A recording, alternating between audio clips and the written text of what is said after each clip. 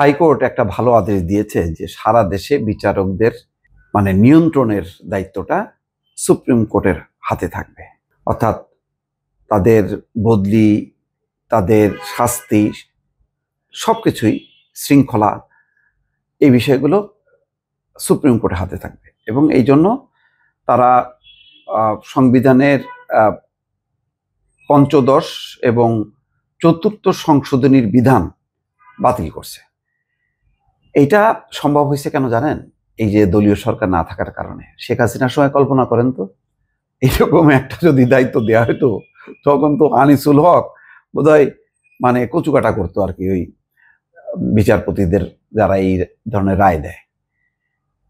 সম্ভব ছিল না, এটা তো একদম দাসী বানায় ফেলছিল। শেখ হাসিনার সময় একদম নিম্ন আদালত থেকে উচ্চ আদালত, একদম নিম্ন আদালতের সর্বকনিষ্ঠ বিচারক থেকে একদম সুপ্রিম কোর্টের সেই ওবায়দুল হাসান, সব ছিল তার দাস, আর যারা মহিলা বিচারক ছিল দাসী ছিল। তো একটা ভয়ঙ্কর একটা দুঃশাসন, সেই দুঃশাসন থেকে মুক্তি পাইছে।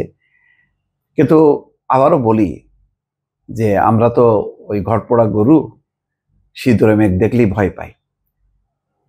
তো এটা থাকবে কিনা, এটা দৃশ্য তো মনে হচ্ছে যে খুব সুন্দর একটা, কিন্তু যদি গোড়ায় গলদ থাকে, যে সুপ্রিম কোর্ট সে যদি দলীয়করণ মুক্ত না থাকে, সে যদি স্বাধীন এবং ন্যায় বিচারের পক্ষে না থাকে, তাহলে কিন্তু সব যত আপনি কাগজে কলমে তো অনেক কিছু করা। যেমন আমি এই যে সংস্কার এ নিয়ে হাসি মনে মনে, কি সংস্কার করতেছে বুদ্ধিজীবীরা, এই চর্চাটা রাজনৈতিক দলের মধ্যে হইতে হবে।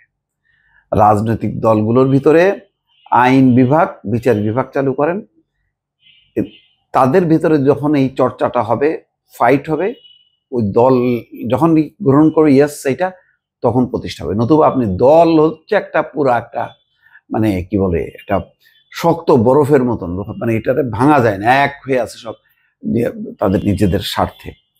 তো এরা কি বাস্তবায়ন করবে? এরা বাস্তবায়ন করবে না, এবং বাস্তবায়ন হয়নি। অতীতে যে আমরা সামরিক সরকার বলি, আর কি বলবো, তত্ত্বাবধায়ক সরকার বলি, অস্থায়ী সরকার বলি, আসছে না 111-এর সরকার, এরশাদের সরকার, তারপরে তত্ত্বাবধায়ক সরকার, গণ আন্দোলনের অনেক রূপরেখা, অনেক কিছু হয়েছে, কিন্তু সবগুলো শেষ পর্যন্ত বিফলে গেছে।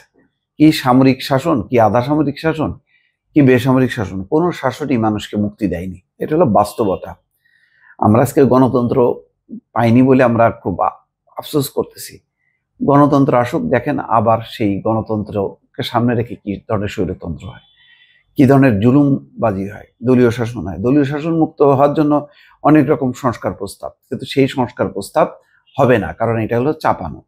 এটা ওই ঐক্যমত্য কমিশনের ওই ভিতর থেকে আসবে, এইসব ভালো ভালো বুদ্ধি ওরা জানে, সবাই জানে, কিন্তু ইমপ্লিমেন্ট করবে না কেন?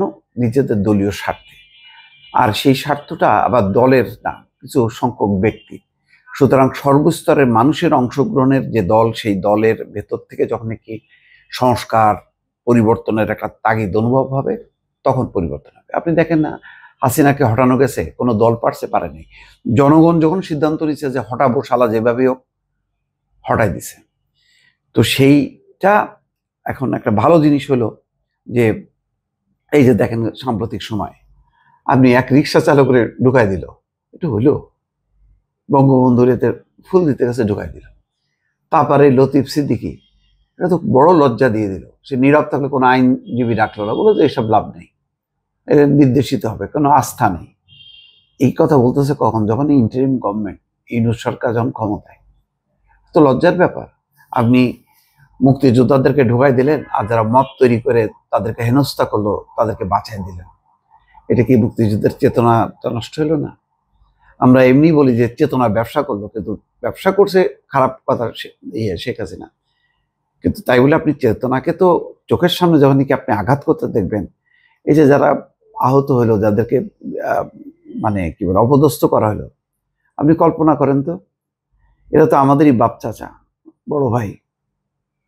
আমার চোখের সামনে যখন ছোট ছিলাম, তোর ভাসে না যে এরাই তো মুক্তিযোদ্ধা ছিল, তরুণ টকবকে। আজকে বৃদ্ধ লোকের ঠেলা মারলেন যে উল্টায় যে বেজের মধ্যে পড়ে গেল, এত বড় সাহস! স্বাধীন বাংলাদেশ আপনি ঠেলা দিয়ে ফেলে দিলেন একটা মুক্তিযোদ্ধাকে। সে আওয়ামী দোসর, এরশাদের দোসর, বিএনপির দোসর, জামাতের দোসর না, মুক্তিযোদ্ধা, মনে রাখবেন। এইটা মাথায় মধ্যে রাখবেন, যে যে মতেরই হোক না কেন, মুক্তিযোদ্ধা মুক্তিযোদ্ধা। অসম্মান করবেন, খবর আছে, আজ হোক কাল হোক, এটার কিন্তু জবাব দিতে হবে। সাবধান। মুক্তিযুদ্ধকে সবার উপরে মাথায় ঠাঁই দিয়ে বাংলাদেশের রাজনীতি যদি না করেন, টিকতে পারবেন না। সাময়িক বিজয় হবে। হাসিনা 15 বছর জবরদস্তি করে চাপ পাই গেছে, এটা মুক্তিযুদ্ধের, এটা ছিল ব্যবসা। পারছে? পারে নাই। কিন্তু তাই বলে আপনি মুক্তিযোদ্ধাকে এখন আওয়ামী দোসরে আখ্যায়িত করবেন না, এটা প্লিজ না করছে। ভালো থাকবেন, আল্লাহ হাফেজ।